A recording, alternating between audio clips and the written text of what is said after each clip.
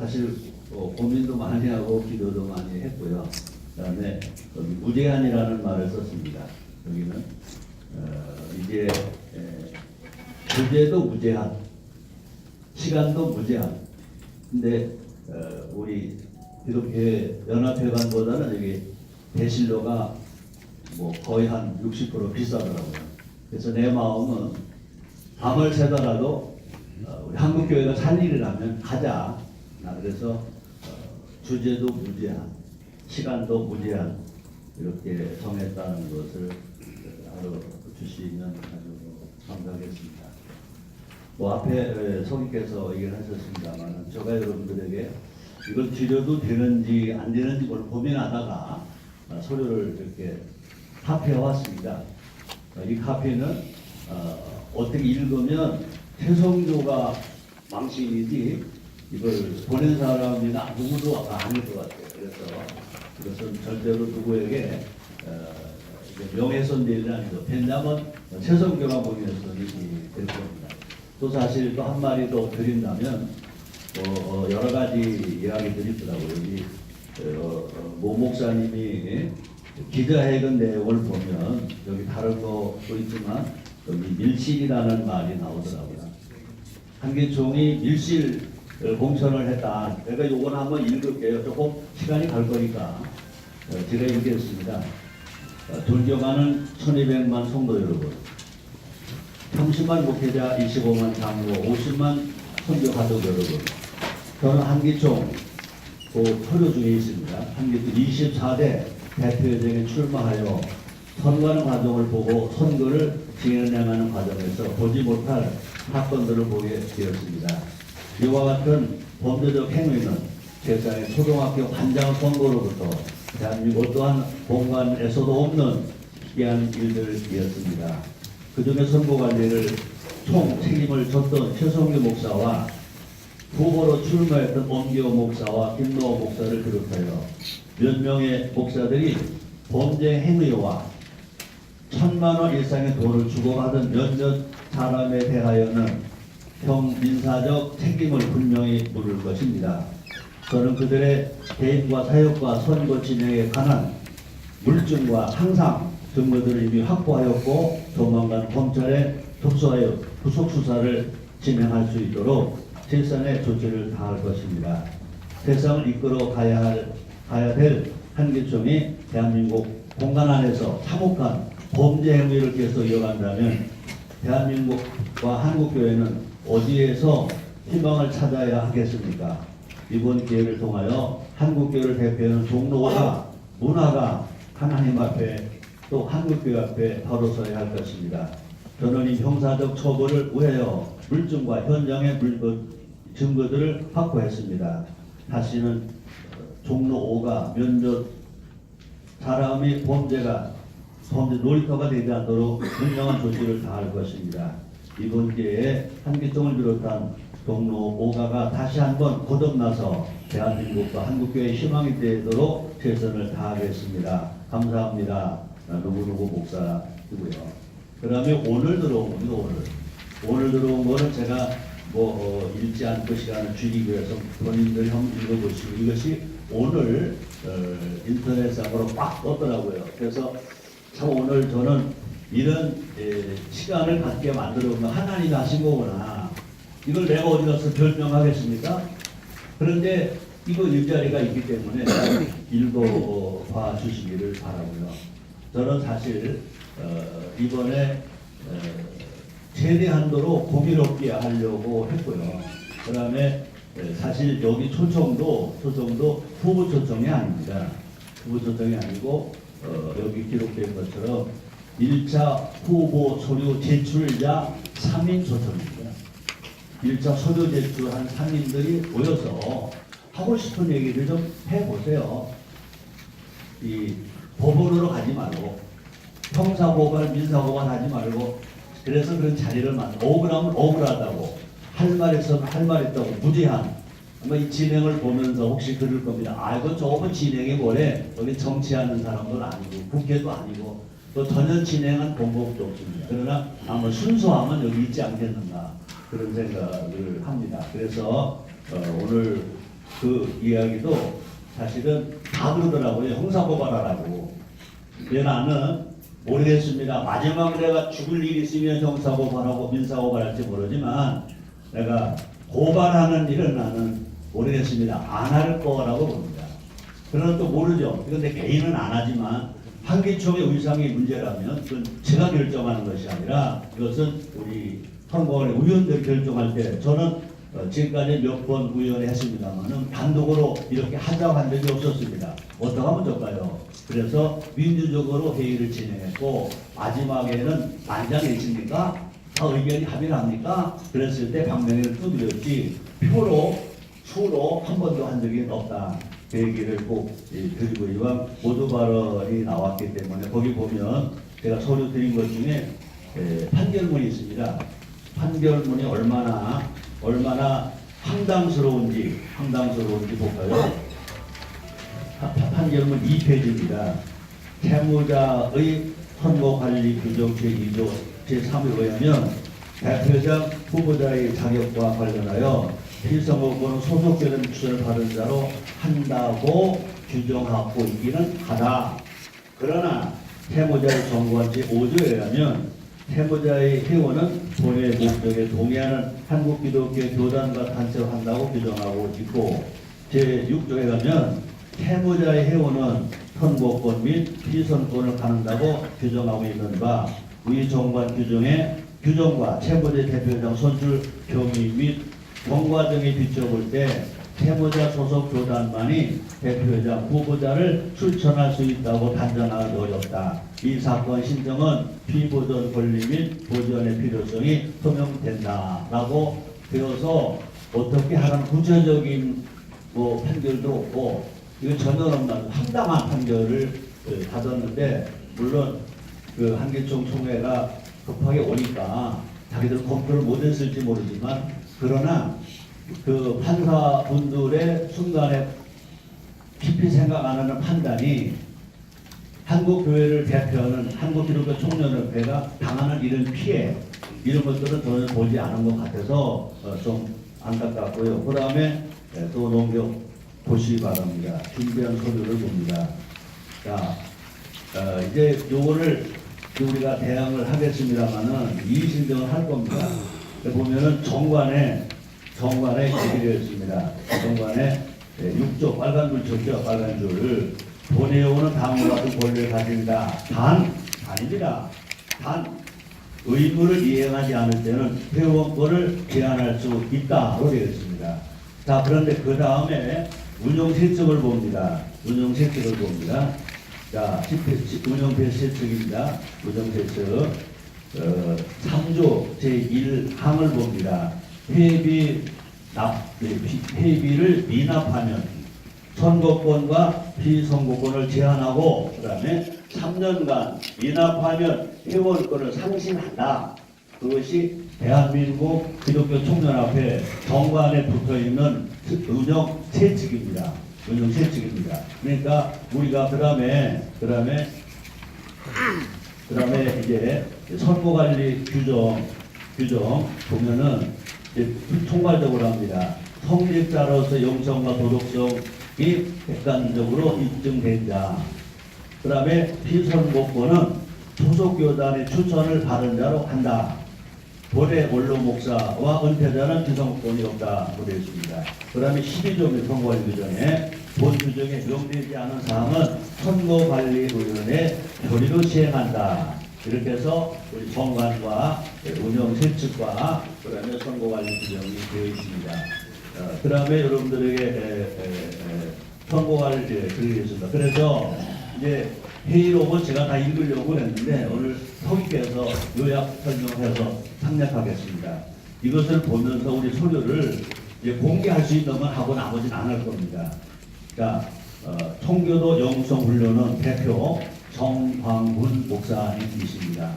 가입일이 2015년 12월 4일입니다. 회비 납부 현황은 연회비가 200만 원입니다. 여의도 순복음교회 교단은 한 300만 원 이상 되더라고요. 큰 교단은 1000만 원이 넘습니다. 교단이. 그런데 이 단체는 일률적으로 연회비가 200만 원입니다. 자, 그런데 여기 운영 세측에 3년간 회비를 납부하지 않으면 회원권을 상실한답니다. 결의한다가 아닙니다. 자동입니다. 자, 그런데 2015년 회비 200만 원 전액 미납입니다. 2015년. 그 다음에 2016년 전액 미납입니다. 2017년은 한 해 연도는 12월 32일까지잖아요. 그러니까 2017년도 회비 전액 미납입니다. 3년 회비가 전액 미납입니다. 그런데 2018년 1월 10일 대표장을 출마하면서 그동안 밀린 것을 한꺼번에 납부를 했습니다. 그런데 이 납부를 이제 우리가 신문진에서는 받았지만 이 보고를 우리는 서류까지 못 받은 겁니다. 그렇기 때문에 이것만 가지고도 이거는 문제를 제기할 수 있지 않냐 하는 얘기를 드리고요. 그 다음에 지금 전광훈 목사님이 예장 대신 총회에 추천서를 받아왔습니다. 총회장 추천서와 임원의 추천 결의를 받아왔는데 아시는 대로 대신 교단은 2013년 1월 14일 한기총 제23차 총회 1차 실행위원회에서 제명됐습니다. 그걸 알아주시기를 바라고요. 그다음에 이제 사실 확인서 여기까지 하고 가겠습니다. 사실 확인서는 하기로는 이름을 밝히지 않겠습니다. 선거관리위원장을 했던 분 중에 한 분입니다. 또 선거관리위원을 지난해도 하고 이번에도 하는 분 중에 한 분입니다. 그런데 내용을 보면 이게 너무 황당한 내용입니다. 두 분이 다 사실 확인서를 법원에 냈습니다. 우리 총회가 1월 30일입니다. 근데 이분들이 사실 확인서를 법원에 낸 것은 1월 27일 작성을 했고 그것이 인용이 된 거는 1월 29일 날에 인용이 됐습니다. 그 내용은 제가 이 내용은 읽어도 될 것 같습니다. 본인은 한기총 뭐를 역임하였으며 지난 회기에는 한기총 선거관리위원장으로 재반 선거 업무를 관장하였습니다. 후보 등록 서류 중 단체장의 경우는 단체장 추천서만으로 등록할 수 있었습니다. 그러나 이 후보가 이것은 작년에 교단장이 아닌 서봉봉 목사가 낸 서류를 심사한 위원장이 한 말입니다. 이 후보가 어느 교단 소속이며 신분이 정확한 것을 확인하기 위해 교단 추천서를 대출받게 된 것입니다. 일례로 지난 회기 23대 한기총 대표장 후보 중 누구누구 목사도 단체장 추천서를 받았고 교단 추천서는 그가 교단에 속한 목사인지를 확인하기 위해 한기총회에서 이미 여기 탈퇴한으로 되어 있습니다. 그런데 그 교단은 탈퇴한 교단이 아니라 행정 보류한 교단입니다.로 추천을 받았던 것입니다.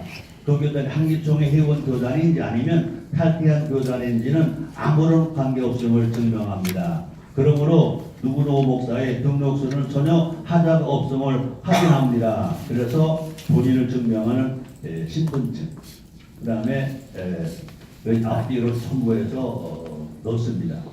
그 다음에 똑같은 내용인데 내용은 한자도 안 틀립니다.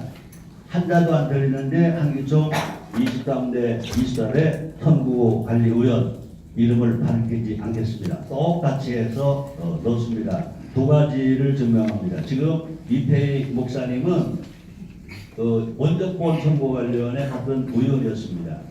내부 가시면서 2개월 있다 온다 그랬습니다. 근데 이분이 와서 했는지 또 안 와도 되는지는 모르겠습니다만 주민등록증을 앞뒤를 복사해서 이 서류를 넣습니다. 자, 그런데 중요한 것은 여기까지 밝히는 게 안 밝히는 좋을지 모르겠습니다만은 어떻게 되느냐, 지금 이 서류를 오고해주는 후보자는 서류를 보니까 자기 단체, 통교도 영성 훈련원 단체의 장이 본인입니다. 본인이어도 개인 누구를 위해서, 자연인 누구를 위해서 단체장이 추천을 해야 되는 겁니다. 그런데 추천서가 없습니다. 그런데 이 사실 확인서를 말한 분은 단체적 확인서가 있다고 말했습니다. 우리는 받은 적이 없습니다. 받은 적이 없습니다. 그리고 그 다음에 그 회의록에 여기에는 보험까지만 하겠습니다. 그러니까 우리는 우리대로 또 비밀을 가져야 될 일이 있고요. 그다음에 그 작년에 후보로 등록했던 서공공 목사는 단체장 추천서가 없습니다. 단체 임원의 회의록도 없습니다. 한규총 선거관리 규정대로 자기가 소속된 교단장 김공공 목사가 추천을 해줬고, 그 다음에 자기 교단 임원회의 기록을 받았습니다. 그러므로 지금 제일 중요한 것은 이 사실 확인서를 내주신 두 분은 단체장 확인을, 단체 추천을 받았지, 단체 임원회 회의록을 받았지, 총회권을 받은 거는 형식으로 받은 거다라고 했지만 실은 그렇지 않다는 것을 말씀드리고요. 하나만 더 하고 제 발언을 일단은 마치겠습니다. 신원조회 서류를 첨부하게 된 동기, 저에게 많은 글들이 들어오더라고요. 누구는 안 된다는 이런 소리인데, 근데 사실은 나보고 가끔 나는 그런 언어를 싫어하거든요. 교회에서 형님이란 말 싫어하고 그 언니를 싫어하는데, 그분은 나를 친밀하게 봐서 그런지 가끔 형님 그럽니다. 그분이랑 선거관리위원장 됐다고 하니까 전화를 했어요. 형님 나 출마합니다 그러더라고요.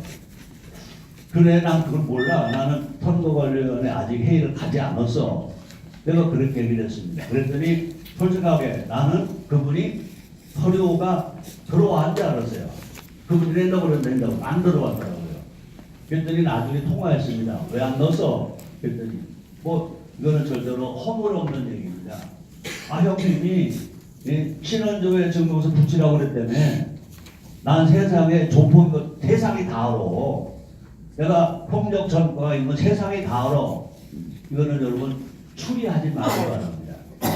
그랬을 때 내가 정말 이걸 붙이기를 잘했구나. 이거 안 했으면 등록했다는 거예요. 그리고 사실 그 애도 여러분 아시죠? 내가 말하진 않겠습니다. 저에게도 누구누구의 민낯이라는 것도 들어왔습니다. 그리고 또 그런 얘기 있습니다. 내가 사실 서로 존경하는 분들 중에 한 분이, 그분들 중에 한 분이 이제 뭐가 있다. 그것은 이제 목회를 잘하기 위해서 뭐 있겠지만, 그거는 우리가 이제 제출했고, 내가 기자들하고 강의했고, 우리가 선거 관련해서 결의하기를 목사가 건축하고 해서 건축법 위반할 수 있다. 산림법 위반할 수 있다. 교통법 위반할 수 있다. 이런 일반 본법은 절도 차례 붙인다. 누가 봐도 이거는 아니요 하는 것만 할 것이다. 그래서 기자들에게 발표를 했습니다. 그 다음에 서류를 받다 보니까 그거는 제출하면 안 된다 그런 말이 있더라고요. 그래서 그러면 제출하지 말고 보여주고 가. 근데 나면 안 된다 그런 말이 또 있더라고요. 나는 이렇게 말 먹었습니다. 한계총을 지키기 위해서는, 그렇죠?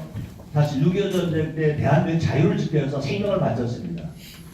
난 그런 마음입니다. 한계총이 건강해지고, 그죠? 사실 2000년도 초반의 한계총은, 그죠? 여기 내가 와 있습니다만은 NCC가 하는 일보다 더 확대적으로 많이 했고요. 영향력이 있었잖아요.